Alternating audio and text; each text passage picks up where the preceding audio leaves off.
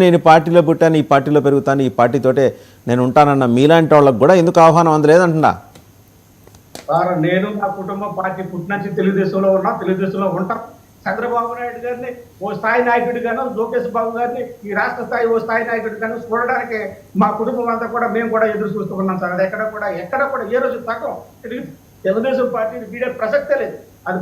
అది దయచేసి మీరు ఆ సబ్జెక్ట్ని కొంచెం స్లో చేసి మహానాడు విశేషాలు, మా నాయకుడు చెప్తున్నటువంటి సందర్భాలు, మా యువ నాయకుడు ఏం చెప్పాడు, భవిష్యత్ ఎంతగా ఈరోజు చూస్తున్నాం. భవిష్యత్తుకి లోకేష్ బాబు గారు నాకు ఎలా అనిపిస్తోంది అంటే, సత్యనారాయణ గారు, మనకి ఊళ్ళల్లో జాతరలు, ఉరుసులు ఇలా జరిగినప్పుడు రాత్రిపూట హరికథలు ఏర్పాటు చేస్తుంటారు.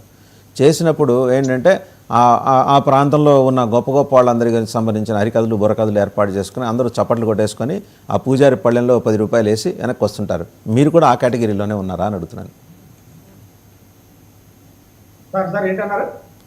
ఇప్పుడు పెద్ద పెద్ద ఉత్సవాలు జరుగుతాయి, రామకోటి ఉత్సవాలని అట్లా ఏడాదికి ఒకసారి జరుగుతుంటాయి. జరిగినప్పుడు ఏంటంటే రాత్రిపూట బుర్రకథలు, హరికథలు ఏర్పాటు చేస్తుంటారు. గొప్ప గొప్ప వాళ్ళ చరిత్రలు, పురాణాలు అయితే పురాణాలు, జానపదాలు అయితే జానపదాలు, చరిత్ర అయితే